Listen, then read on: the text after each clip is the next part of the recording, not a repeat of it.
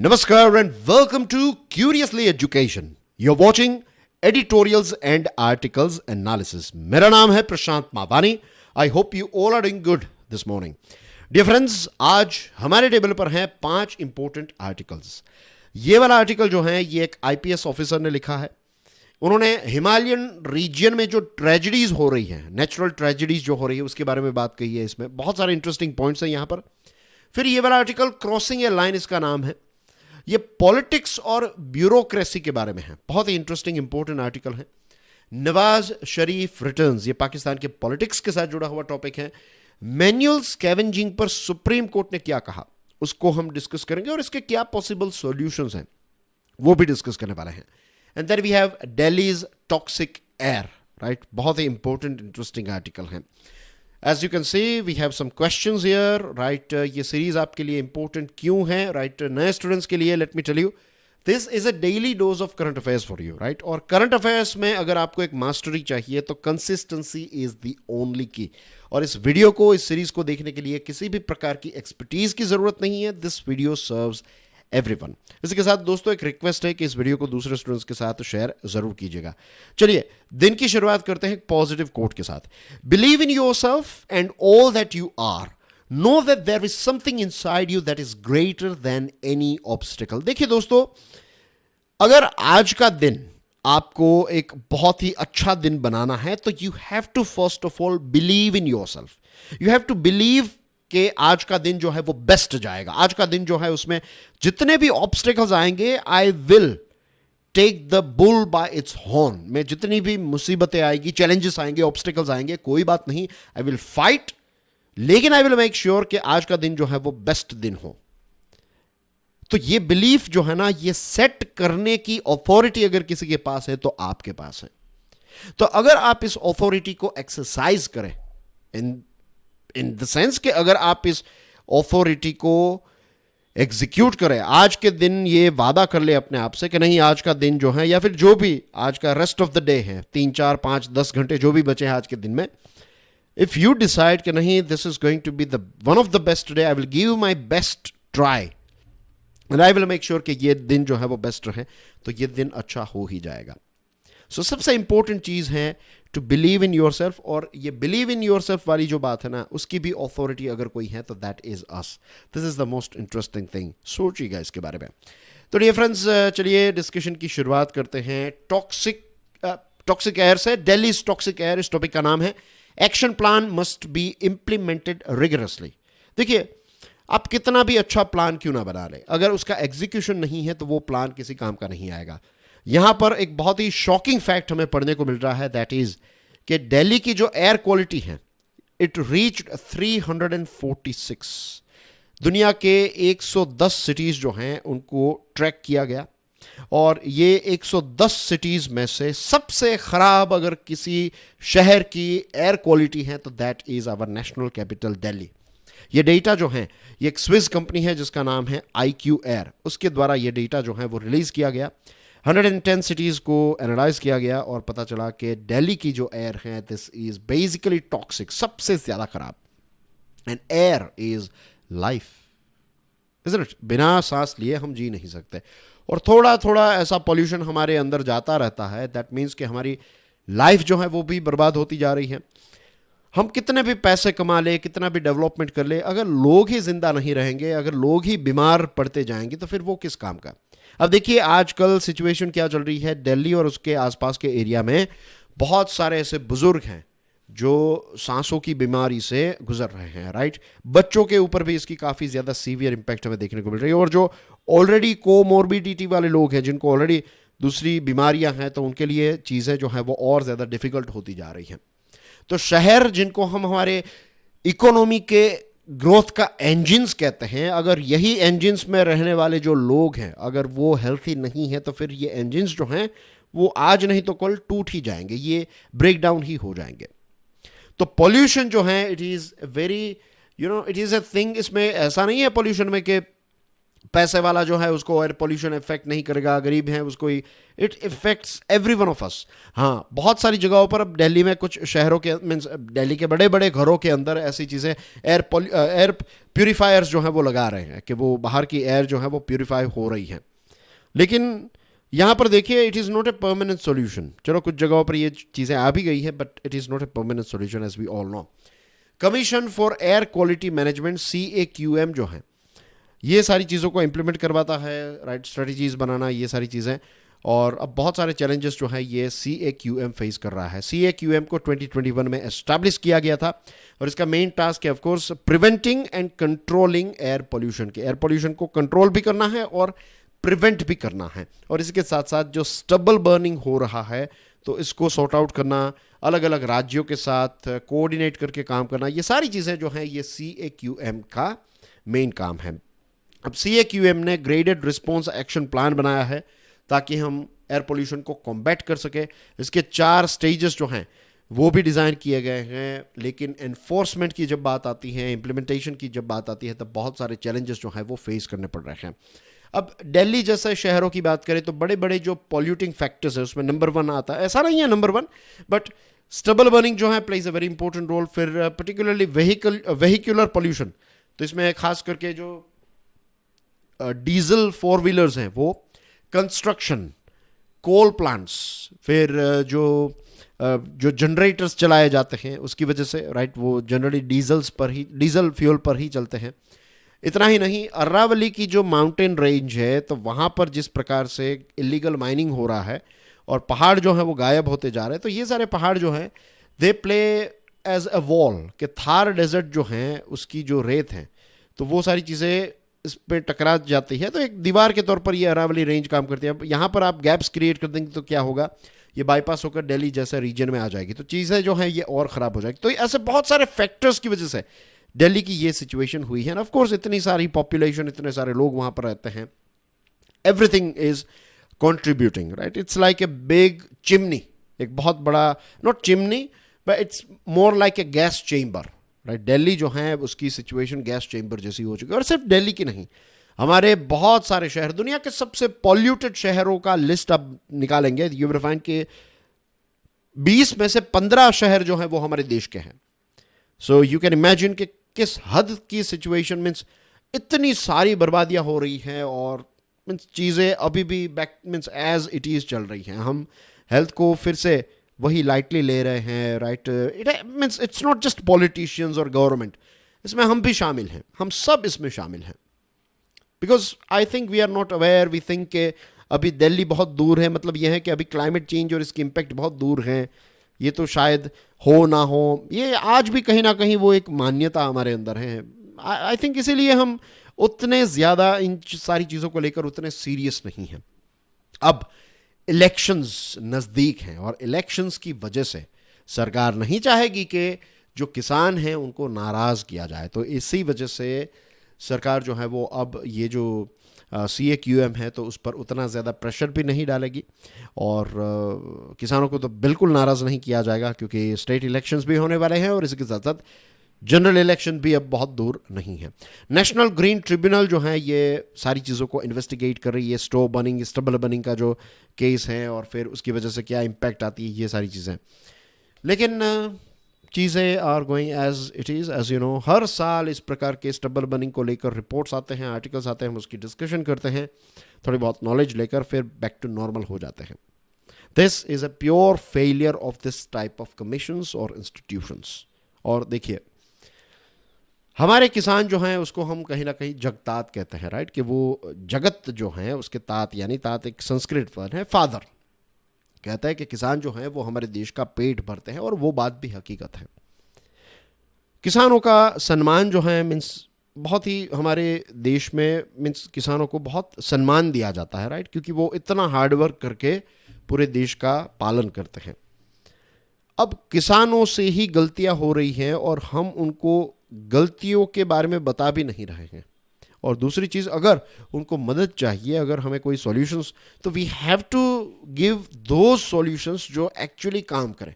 किसानों को on the spot अगर बेनिफिट होगा तभी वो चीज़ों को इम्प्लीमेंट करेंगे, वरना नहीं करेंगे। तो बहुत सारी जगहों पर ऐसा हुआ है, राइट। सरकारों ने काफ़ी मेहनत भी की है। आई एम नॉट सेइंग कि कुछ नहीं कर रही है सरकारें, ये कहना बिल्कुल गलत रहेगा। बहुत सारी मेहनत की जा रही है कि उनको हैप्पी वो जो एक मशीन आता है, मुझे नाम अभी याद नहीं आ रहा है, it's like a big JCB type का मशीन आता है जो आपके स्ट्रॉज और इन सारी चीज़ों को निकाल देता है। फिर इथेनॉल बनाने की बात है, बहुत सारी चीज़ें ऐसी चल रही है, लेकिन इम्प्लीमेंटेशन में आज भी बहुत सारी खामियां हैं। और इसकी वजह से किसान जो हैं वो स्टबल बर्निंग करते हैं। और सिर्फ stubble burning is not one reason, as you know, कि यहाँ पर एक हॉलिस्टिक लेवल पर हमें काम करना पड़ेगा, सारे राज्यों को मिलकर काम करना पड़ेगा। And one more thing that I would like to add here, it's not just के दिल्ली में ही ये सिचुएशन है। अगर आप देखेंगे पूरा जो इंडो गैंजेटिक प्लेन है, इंडो गैंजेटिक प्लेन वाला एरिया जो है वो देखेंगे ना, ये पूरा जो मैदानी इलाका है इंडो गैंजेटिक वाला, तो let's say Delhi is somewhere here, तो पूरा क्षेत्र जो है यहाँ पर आपको इतनी ख़राब पोल्यूटेड एयर नज़र आती है। क्योंकि दिल्ली हमारा कैपिटल है तो वो न्यूज़ में काफ़ी रहता है, बाकी दूसरे शहरों में भी बहुत सारे ऐसे पॉकेट्स हैं जहाँ पर पोल्यूशन जो है वो बहुत ही ज़्यादा है। तो ये सारी चीज़ों को ऊपर मीन्स सोचने की ज़रूरत है। और अब सोच तो बहुत लिया है वुड से, राइट। जो टैगलाइन है इस आर्टिकल की वही ये कहती है ना कि एक्शन प्लान जो है वो इसका रिगरस इम्प्लीमेंटेशन जो है वो हमें करना पड़ेगा। Let's talk about this one. Nawaz Sharif returns for Delhi, scepticism only plausible reaction. ये क्या है उसको समझेंगे। देखिए, नवाज शरीफ जो हैं वो 2019 में चले गए लंदन। वो ट्रीटमेंट के लिए लंदन गए। वो बेसिकली 14 सालों के लिए जेल की सज़ा उनको सुनाई गई थी। फिर वो उन्होंने कहा कि तबीयत ख़राब है, लंदन जाना पड़ेगा। लंदन चले गए और फिर वो वापस नहीं आए। अब 4 सालों के बाद वो यहाँ पर फिर से, यहाँ पर इन द सेंस पाकिस्तान, फिर से वापस आ रहे हैं। और अब जो आ रहे हैं तो उन्होंने ऑलरेडी एक बेल जो है वो एक्वायर कर ली है कि भाई उनको आते वक्त जेल में नहीं जाना पड़ेगा, राइट। तो दिस इज द थिंग। अब नवाज शरीफ जो है वो वापस आ रहे हैं, दिस सेल्फ इंडिकेट्स के मिलिट्री के साथ उनके रिलेशनशिप जो हैं वो थोड़े इम्प्रूव हुए हैं। जब वो इलेक्शन हार गए, इमरान खान जो हैं वो इलेक्शन जीत गए, तो उस समय पर वो ये कह रहे थे कि मिलिट्री जो है उसने इमरान खान को सपोर्ट किया, मुझे जानबूझकर हराया, ये सारी चीज़ें। तो 2018 के दौरान अगर आप देखेंगे तो उन्होंने मिलिट्री पर काफ़ी सारे इल्ज़ाम लगाए। और पाकिस्तान में ये चीज़ है कि जो भी मिलिट्री के आशीर्वाद अगर आपको मिल जाए तो फिर आप इलेक्शंस जीत पाएंगे। और प्राइम मिनिस्टर भी अगर मिलिट्री के सामने जाते हैं या फिर उनके खिलाफ कुछ बातें करते हैं तो फिर प्राइम मिनिस्टर जो हैं वो भी जेल में चले जाते हैं, राइट। अब ये हुआ था, बहुत सारे रिपोर्ट्स में आया था कि इमरान खान की जीत के पीछे मेन रीज़न है वहाँ की मिलिट्री। अब इमरान खान जो हैं वो फ़िलहाल जेल में है क्योंकि मिलिट्री के साथ उनका इश्यू हुआ। उनका कहना यह है कि यूएसए की सरकार और पाकिस्तान की मिलिट्री ने मिलकर उनकी सरकार को गिरा दिया। इमरान खान के राइवल हैं नवाज शरीफ और इमरान खान जेल में है जैसे मैंने बताया। लेकिन इमरान खान जो है वो आज भी उतने ही ज़्यादा पॉपुलर हैं पाकिस्तान में, राइट। पाकिस्तान के बहुत सारे लोग जो है वो उनको काफ़ी सारा सपोर्ट प्रोवाइड करते हैं। अब पाकिस्तान की फ़िलहाल सिचुएशन ऐसी है, सिक्योरिटी के इश्यूज़ हैं, इकोनॉमिकल इश्यूज़ हैं, पॉलिटिकल क्राइसिस एक लंबे समय से चल रही बात इकोनॉमिकल इश्यूज़ की, तो बहुत ज़्यादा कर्ज है और इन्फ्लेशन भी वहाँ पर काफ़ी ज़्यादा है। नवाज शरीफ जो हैं वो अब ये कह रहे हैं, मैं क्या शब्द, नाराज शरीफ ऐसा कुछ बोलने वाला था, एनीवेज नवाज शरीफ जो हैं अब उन्होंने इंडिया के बारे में बातचीत करना स्टार्ट किया है। उन्होंने ये कहा है कि हमें भारत के साथ बातचीत करनी चाहिए, राइट। कोई भी देश जो है उसकी तरक्की नहीं हो सकती अगर वो अपने पड़ोसी देश के साथ मिलजुल कर काम ना कर रहा हो। इस प्रकार की बातें वो कर रहे हैं। Now the thing is, Bharat ये सारी चीज़ों को बहुत ही स्केप्टिकल तरीके से देखेगा। भारत को विश्वास नहीं आएगा अगर नवाज शरीफ ये कह रहे हैं कि हम भारत के साथ रिलेशनशिप इंप्रूव करना चाहते हैं, तो इट्स नॉट लाइक कि भारत बहुत ही खुश हो जाएगा। सबसे पहली कंडीशन भारत ने रखी है कि क्रॉस बॉर्डर टेररिज्म जो है उसको हमेशा के लिए ख़त्म किया जाए। This is number 1। अगर हमारे साथ बातचीत करनी है, if you want to have a talk with us, then first stop terrorism. बातचीत और टेररिज्म ये दोनों चीज़ें साथ में नहीं चलेगी। बातचीत कर रहे हैं तो टेररिज्म नहीं होगा, टेररिज्म है तो बातचीत नहीं होगी। Simple is that. ये हमने एक डेडलाइन सेट कर दी, एक बेंचमार्क सेट कर दिया या फिर एक थ्रेशोल्ड सेट कर दिया कि आइदर और, दैट्स इट। अब नवाज शरीफ का जो ट्रैक रिकॉर्ड है ये क्रॉस बॉर्डर टेररिज्म वाला, वो भी उतना कोई आउटस्टैंडिंग नहीं है कि भारत जो है वो इस चीज़ पर विश्वास करेगा। लेकिन it's not just about India, it's about Pakistan politics as well. हमारे लिए भी एक स्टेबल पाकिस्तान जो है वो बहुत ही इंपॉर्टेंट है। व्हेन आई से स्टेबल, आई मीन टू से प्रॉपर डेमोक्रेटिकली स्टेबल पाकिस्तान, कि जेन्युइन डेमोक्रेसी पाकिस्तान में और ज़्यादा मैच्योर हो, वहाँ का ये जो डीप स्टेट है उनका इंटरफियरेंस ना के बराबर हो, राइट। अगर ऐसी सिचुएशन पाकिस्तान में होती है तो भारत के लिए अच्छी बात है। लेकिन आने वाले समय में मुझे नहीं लगता आने वाले 5, 10, 15 सालों के अंदर ऐसी कोई सिचुएशन देखने को मिलेगी। तो अभी हमें भी उतना ही ज़्यादा स्ट्रगल जो है वो करना पड़ेगा। जैसे कहते हैं ना कि हम सारी चीज़ें चेंज कर सकते हैं लेकिन एक नेबर को चेंज नहीं कर सकते, इन द सेंस के आपके घर के बाजू में जो नेबर हैं, राइट, तो आप उसका घर यहाँ से उठाकर किसी दूसरी जगह पर तो नहीं रख सकते। तो बेस्ट यही है उनके लिए और हमारे लिए कि हम दोनों एक दूसरे के साथ अच्छे रिलेशंस रखें, एक दूसरे को परेशान ना करें, एक दूसरे की हो सके वहाँ पर मदद करें और अपना अपना काम करें, राइट। एक दूसरे के घर के अंदर जाके ना ये सारी चीज़ें अगर हम करें तो हम अच्छे पड़ोसी कहलाएंगे। Same thing goes with countries as well. अब देखते हैं कि पाकिस्तान में कितना बदलाव आता है। आई थिंक इलेक्शंस वहाँ पर जनवरी में होने वाले हैं शायद 2024 में। तो लेट्स सी कि इलेक्शंस होते हैं, टाइम पर होते हैं, और होते हैं तो कौन सी पार्टी जीत कर आती है। We have to wait and watch, और उसके बाद सारी चीज़ें जो हैं वो क्लियर हो पाएगी कि इंडिया और पाकिस्तान के रिलेशंस जो हैं वो और कितने ज़्यादा डिफ़िकल्ट होंगे या फिर ईजी होंगे। इट विल मीन्स वो भविष्य ही बता सकता है। Then we have a very interesting article, right. दुख भी होता है जब इस प्रकार के आर्टिकल्स पढ़ते हैं। Manual scavenging, complete eradication has to be the goal. You know what is manual scavenging, right, कि जो गटर साफ करने के लिए, और gutter in the sense I mean to say कि जो अंडरग्राउंड गटर्स होती हैं, सिवर की लाइंस होती हैं, तो वहाँ पर ब्लॉकेजेस होते रहते हैं, तो इनको साफ करने के लिए लोगों को अंदर उतारा जाता है। ये काम हमारे कॉन्स्टिट्यूशन ने भी बैन किया है। पहले हमारे देश में ऐसा था, जो पुराने टॉयलेट्स थे ना, तो पुराने टॉयलेट्स में ऐसा होता था कि जो ये मैनुअल स्कैवेंजर्स हैं वो फिर जो टॉयलेट्स के डिब्बे होते थे तो उनको मीन्स एक क्या कहते हैं उसको, बुलॉक कार्ट, राइट, हिंदी में शब्द याद नहीं आ रहा है, बैलगाड़ी, तो एक बैलगाड़ी जैसा निकलता था, और जो ये डिब्बे होते थे तो उसमें जो डिफिकेशन होता था तो वो सारी चीज़ें वहाँ पर अनलोड की जाती थी और फिर से ये डिब्बे जो है वो रखे जाते। ये बहुत पुरानी टाइप के टॉयलेट्स जो हैं वो हुआ करते थे। तो ये मैन्यूल स्कैवेंजिंग का काम था। फिर अब के समय मीन्स आज के समय में ऐसा काम है कि ये सारी चीज़ें जो मैंने बताया ना कि गटर की लाइंस जब चौकअप हो जाती हैं तो लोगों को अंदर उतारा जाता है। अब manual scavenging is banned in our country. हमारे कॉन्स्टिट्यूशन में भी क्लियरली बताया गया है कि ये चीज़ जो है वो बैंड है, लेकिन पिछले 5 सालों के अंदर 347 मृत्यु हुई है बिकॉज ऑफ दिस। सिवर और सेप्टिक टैंक्स को क्लीन करने के लिए लोगों को अंदर उतारा गया। बहुत सारे पॉइजनस गैस जो हैं इसमें से रिलीज होते हैं, और मीन्स एक बार सांस ले ली तो भी आप मर जाएंगे, इस प्रकार के डेंजरस गैसेस होते हैं इसमें। सुप्रीम कोर्ट ने बार बार बताया, इस बार सुप्रीम कोर्ट ने कहा है कि एक कंप्लीट इराडिकेशन होना चाहिए मैन्युअल स्कैवेंजिंग का। हाई कोर्ट्स को कहा है कि आप फेटालिटीज़ के केसेस को देखिए, और गवर्नमेंट एजेंसीज को कहा है कि आप कोलैबोरेट कीजिए हाई कोर्ट के साथ। कोर्ट, गवर्नमेंट सब एक दूसरे के साथ कोलैबोरेट करके इस प्रकार के इंसिडेंट्स को हमेशा हमेशा के लिए प्रिवेंट करें, राइट। अब चैलेंजेस की बात करें, क्यों ये चीज़ें नहीं हो पा रही है। नंबर 1 इज़ इंफ्रास्ट्रक्चर, राइट, हमारे पास उतना अच्छा इंफ्रास्ट्रक्चर नहीं है। Number 2 is mindset.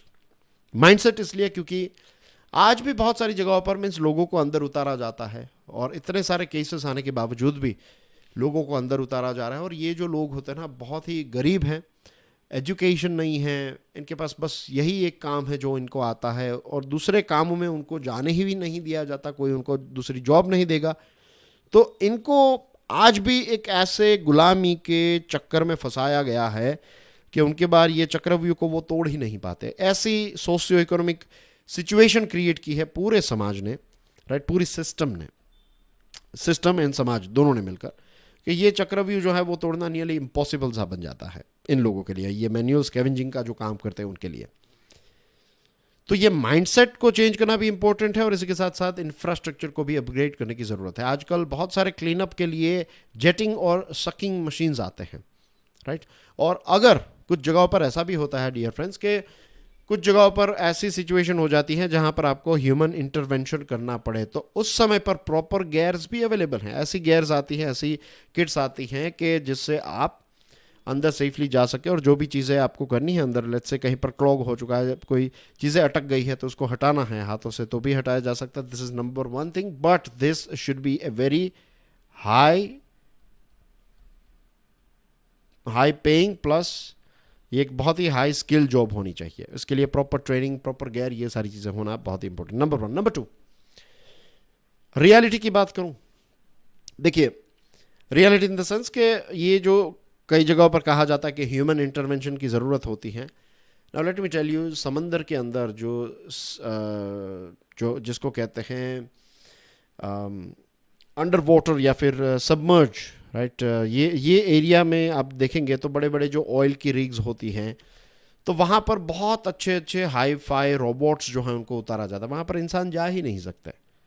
तो आई एम नॉट सेइंग कि उतने हाई फाई रोबोट्स की ज़रूरत है, लेकिन रोबोट्स के माध्यम से इक्विपमेंट में अगर हम इन्वेस्टमेंट करेंगे तो इस प्रकार के मीन्स लोगों को अंदर उतारने की ज़रूरत ही नहीं रहेगी. और what we can do is, ये सारे इक्विपमेंट को ऑपरेट करने के लिए, इनको रिपेयर करने के लिए, इनको चलाने के लिए जो लोग हैं वो यही जो आजकल स्कैवेंजिंग का काम करें उनको ट्रेनिंग देकर उनको यही सारे अच्छे इक्विपमेंट्स को चलाने में उनको ट्रेन किया जाना चाहिए. तो उनकी इज्जत भी बढ़ेगी, पेमेंट भी बढ़ेगा उनका, राइट, और वो एक अच्छा इज्जत वाला काम भी कर पाएंगे, राइट. एपेक्स कोर्ट ने कॉम्पनसेशन डिक्लेयर किया है, कहा है कि जिनकी मृत्यु हुई है उनको कम से कम 30 लाख रुपए, जिनको परमानेंट डिसेबिलिटीज़ हुई है तो उनको कम से कम 20 लाख रुपए देने की बात जो है वो सुप्रीम कोर्ट ने ये आदेश दिया है. And dear friends, one more thing कि जो लोग इनको उतारने पर मीन्स इनको ऐसे गटर में और इन सारी जगहों पर उतारते हैं, कहते हैं कि भाई चले जाओ अंदर कुछ नहीं होगा, ये वो, तो पनिशमेंट, राइट, इसके बारे में भी कुछ सोचने की ज़रूरत है. But the most important thing is mindset change होगा तो फिर इन्वेस्टमेंट भी आएगा या फिर इन्वेस्टमेंट किया जाएगा. तो बेस जो है इसका वो ऑफकोर्स माइंडसेट ही है. Now we have gone through 3 articles so far, right? Now let's talk about this one, crossing a line. The government should desist from politicizing the bureaucracy. हमारे देश में कॉन्स्टिट्यूशन ने सारी चीज़ों को सेपरेट रखा है, राइट, जिसको हम कहते हैं चेक्स एंड बैलेंसेस, राइट. तो एग्जीक्यूटिव्स, जुडिशरी और लेजिस्लेचर, ये तीनों का ये 3 पिलर्स है, और फोर्थ जो है वो मीडिया को कहा जाता है, हमारी डेमोक्रेसी का 4th पिलर. तो एग्जीक्यूटिव अपना काम करे, जुडिशरी अपना काम करे, और लेजिस्लेचर जो है वो अपना काम करे. कोई भी किसी से ऊपर नहीं है. ऊपर अगर कोई है तो that is Indian constitution. Now हमारी ब्यूरोक्रेसी और मिलिट्री जो है ये पॉलिटिकल एग्जीक्यूटिव कंट्रोल में रहती है, क्योंकि हम जो हैं वो पॉलिटिशियंस को, हमारे एमपीज जो होते हैं या फिर हमारे एमएलएज जो होते हैं, तो उनको इलेक्ट करते हैं वो, क्योंकि वो जनता के प्रतिनिधि हैं. तो ये लोग जो हैं वो बॉस बनते हैं क्योंकि वो हमें रिप्रेजेंट कर रहे हैं, तो इनडायरेक्टली हम बॉस हैं, राइट. और जितने भी सरकारी नौकर हैं, चाहे वो मिलिट्री के हों, ब्यूरोक्रेसी के हों, तो वो फिर ये पॉलिटिकल बॉसेस के तहत काम करते हैं, एग्जीक्यूटिव्स के तहत. यानी कि मिनिस्टर्स जो बन जाता है, मिनिस्टर बन गया then you are executive, right. MP हैं then you are part of legislature, minister बन गया then you are part of legislature as well and you are part of executive as well, ठीक है. So this are the things. तो अब यहाँ पर ये जो पार्टीशन पॉलिटिक्स हैं, तो इसको इंसुलेट करने की कोशिश की जाती है. मीन्स हमारे कॉन्स्टिट्यूशन में यही चीज़ है कि भाई पॉलिटिक्स जो है वो चेंज होता रहता है, और कॉन्स्टिट्यूशनल स्कीम जो है उसमें यही चीज़ है कि ये सेपरेशन ऑफ पावर रहे. जो हमारे ब्यूरोक्रेट्स हैं, मीन्स हम कहते हैं ना कि सरकारें चेंज होती रहती है, एमएलए जो है वो 5 सालों के लिए आता है, एमपी 5 सालों के लिए आता है, लेकिन ब्यूरोक्रेट जो है ही और शी इज़ परमानेंट. अब सरकार ने एक विकास भारत संकल्प यात्रा रोड शो जो है वो प्लान किया है. ये 20 नवंबर से लेकर 25 जनवरी 2024 तक चलेगा. और इसमें बेसिकली बीजेपी ने ये फोकस किया है कि बीजेपी की जो 2 टर्म्स हैं 2014 से लेकर अभी तक की, तो ये 9 सालों में क्या क्या चीज़ें हुई, क्या क्या अचीवमेंट्स हुई, ये सारी चीज़ें ये विकास भारत संकल्प यात्रा में शोकेस की जाएगी. और ये जो शोकेस या फिर ये जो यात्रा है, इस यात्रा में जो एक गवर्नमेंट के ऑफिसर होंगे ये रथ प्रभारी होंगे. ओके. डिफेंस मिनिस्ट्री ने 822 सेल्फी पॉइंट्स क्रिएट किए जाएंगे डिफेंस मिनिस्ट्री के द्वारा, और ये सेल्फी पॉइंट्स पर लोग जाकर प्राइम मिनिस्टर की तस्वीर होगी तो उसके साथ अपनी एक सेल्फी खिंचवा सकते हैं, फिर इसको पोस्ट कर पाएंगे. और ये सारी चीज़ों में 9 सालों का जो भी काम है, राइट, तो उस पर फोकस किया जाएगा, कैसे इसको प्रमोट किया जा सकता है और ये जो सेल्फी पॉइंट हैं ये बहुत ही प्रोमिनेंट और हाई ट्रैफिक लोकेशंस पर होंगे। इसमें war memorials, museums, transportation hub, schools, colleges, tourist destination, markets, festival की जगह, सारी जगहों पर। अब ऑपोजिशन पार्टीज जो हैं वो इस बात का विरोध कर रही है कि भाई आप ब्यूरोक्रेट्स को यहाँ पर प्रभारी क्यों बना रहे हैं, रथ प्रभारी आप उनको क्यों बना रहे हैं। और उनकी बात भी सही है। इलेक्शंस होने वाले हैं, ऑफ कोर्स पार्टीज जो हैं वो पूरी ताकत लगाएगी, लेकिन फिर पार्टी जो है अपने पार्टी वर्कर्स को भेजे ना। पार्टी जो हैं या फिर सरकार जो हैं वो जो भी पार्टी की सरकार, बीजेपी की सरकार है राइट, सेंट्रल लेवल पर, तो फिर बीजेपी के लोग जो हैं वो करें तो ठीक है। अब ब्यूरोक्रेट्स को इसमें अगर इन्वॉल्व किया जाएगा, मिलिट्री को अगर इन्वॉल्व किया जाएगा, तो that is basically politicisation of bureaucracy, और इसका जो डैमेज होगा इट विल बी इरिवर्सिबल। फिर अभी तक मीन्स आई वुड से ऐसा नहीं है कि देखिए at the end of the day ये भी हमारे देश के सिटीजन्स ही हैं ब्यूरोक्रेट्स, तो उनका भी इंक्लाइनेशन होता है पार्टीज के तरफ, और ये एक रियलिटी है राइट कि कुछ जो आईएएस ऑफिसर्स या फिर दूसरे जो भी ब्यूरोक्रेट्स हैं तो वो थोड़े कांग्रेसी होते हैं, कुछ होते हैं जो बीजेपी वाले होते हैं राइट, तो उनकी तरफ उनका इंक्लाइनेशन रहता है। लेकिन this is also considered a failure. Bureaucrats ऐसे ही होने चाहिए कि जो किसी भी पक्ष के ना हो, वो सिर्फ देश के, उनका काम है देश के लोगों की सेवा करना, उनका काम है कॉन्स्टिट्यूशन जो है उसकी तरफ वफादारी रखना। लेकिन अनफॉर्चुनेटली ये चीज़ें उतनी ज़्यादा अभी क्लीन नहीं हैं, अभी उसमें ग्रे एरिया है क्लियरली। लेकिन डेफिनेटली इस प्रकार की चीज़ें, इस प्रकार के प्रोग्राम्स जब सरकार चलाना चाहती है और इसमें ब्यूरोक्रेट्स को आदेश देकर अगर उनको यहाँ पर डिप्लॉय किया जाएगा तो this will create institutional damage, और ये डैमेज जो है वो फिर इरिवर्सिबल हो जाएगा। तो लेट्स होप कि इस प्रकार की चीज़ें ना हो, लेकिन अब तो आई एम श्योर सरकार जो है इस चीज़ को एग्जीक्यूट करेगी ही करेगी। और इलेक्शंस हो रहे हैं स्टेट्स में इलेक्शंस हैं, 5 राज्यों में हैं, और नेक्स्ट ईयर लोकसभा का इलेक्शन होने वाला है। तो सरकार अब थोड़ा बहुत ये डैमेज हो जाए तो भले ही हो जाए, लेकिन हारना नहीं है, तो यही चीज़ क्लियरली नज़र आ रही है। So this is the reality right. इस प्रकार से चीज़ें जो हैं वो काम करती हैं, और आप भी अगर आईएएस ऑफिसर होंगे फ्यूचर में तो इस प्रकार के आदेश आएंगे तो आपके पास भी कोई ऑप्शन नहीं रहेगा, आपको वो ड्यूटी पर जाना ही पड़ेगा, और जो भी आदेश दिया गया है वो काम करना ही पड़ेगा। This is a reality. Mitigating tragedies in the Himalayan region. Institutional awareness of risks is increasing, but the challenge is to evolve a system to mitigate such risks and provide early warnings. अभी सिक्किम में एक ग्लोफ आया, GLOF, right, you know what this is all about. मैंने इस पर videos भी बनाए थे। अब स्टडी कंडक्ट की गई और पता चला कि एक नेचर नाम की जो मैगज़ीन आती है राइट, तो इसमें एक मैगज़ीन है और जर्नल है ये नेचर। तो इसमें पता चला कि 30 ऐसे देश हैं जिसमें 90 मिलियन जितने लोग जो हैं वो ग्लोफ के रिस्क के आसपास रहते हैं।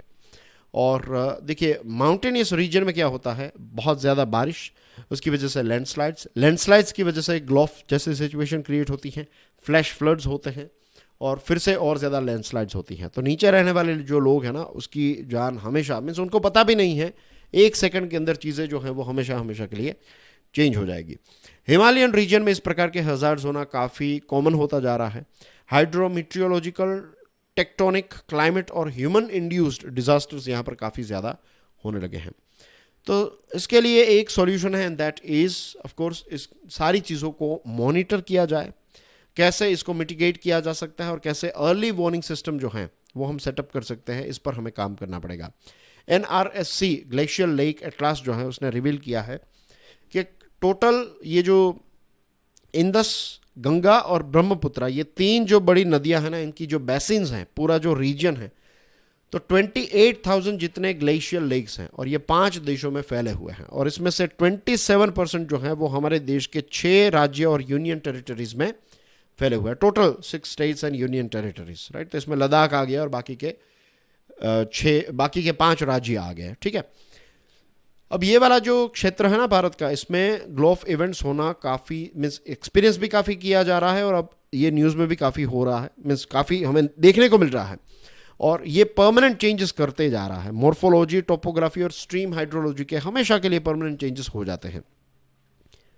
Now we have to work on, जैसे मैंने ऑलरेडी आपको बता दिया कि early warning system is the की।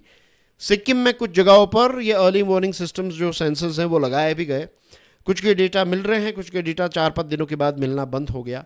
तो अब इस पर और ज़्यादा काम किया जा रहा है। अब लोगों को तो इसके बारे में पता ही नहीं है, वहाँ पर रहने वाले जो लोग हैं उनको एग्जैक्टली नहीं पता है कि ग्लेशियल लेक्स क्या होता है। तो अवेयरनेस क्रिएट करने की ज़रूरत है, और गवर्नमेंट और इंस्टीट्यूशन, साइंटिफिक इंस्टीट्यूशंस जो हैं उनको मिलकर कोऑपरेट करके कैसे इन सारी चीज़ों को हम प्रिवेंट कर सकते हैं, उस पर हमें काम करना पड़ेगा। और ऊपर से देखिए क्लाइमेट चेंज, ये एयर पॉल्यूशन, ये सारी चीज़ों की वजह से टेम्परेचर भी काफ़ी ज़्यादा हमें हिमालयन रीजन में देखने को मिल रहा है। तो बर्फ़ फटाफट जब पिघलेगी तो और ज़्यादा इस प्रकार के इंसिडेंट्स हमें देखने को मिलेंगे। सो चीज़ें जो हैं वो धीरे धीरे हमारे हाथों से जा रही हैं, राइट। कितनी अवेयरनेस हम क्रिएट करने की कोशिश करें, लेकिन फिर भी सारे लोगों को एक साथ चेंज करना जो है वो बहुत ही डिफ़िकल्ट साबित हो रहा है।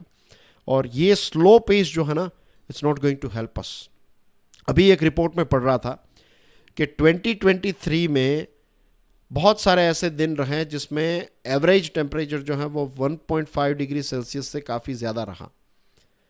तो this is very very severe, और बहुत ही सीरियस ऐसे वार्निंग्स आ रही है अब। So we have to be bit more careful about all those things. अब देखते हैं कि कब एक जन चेतना उजागर होती है और कब जाकर ये बदलाव आएगा। अपनी तरफ से हम पूरी कोशिश कर रहे हैं, आई एम श्योर आप भी पूरी कोशिश कर रहे हैं, लेकिन ये चेंज जो है ना वो आज भी उतना ज़्यादा लोग मीन्स इसको उतना ज़्यादा समझ नहीं पा रहे हैं। बातचीत हो जाती है कि हाँ क्लाइमेट चेंज हो रहा है, लेकिन फिर वही लोग जो हैं वो बहुत सारी ऐसी चीज़ें करेंगे जिससे क्लाइमेट चेंज को और बढ़ावा मिलता है। एंड इट्स नॉट जस्ट कि मैं किसी और लोगों की बात कर रहा हूँ, इसमें हम सबसे पहले तो मैं इसमें शामिल हूँ, राइट। उसके बाद बाकी के लोगों की बात हो सकती है। तो we all have to change, and I heavily promote and I strongly believe in life, right. LIFE जो मूवमेंट स्टार्ट किया है ना, कि हम हमारी लाइफस्टाइल को एनवायरनमेंट के हिसाब से फाइन ट्यून करें। तो we need to work on this thing. Which of the following cases determined decriminalized, not determined, decriminalized homosexuality? 4 options है.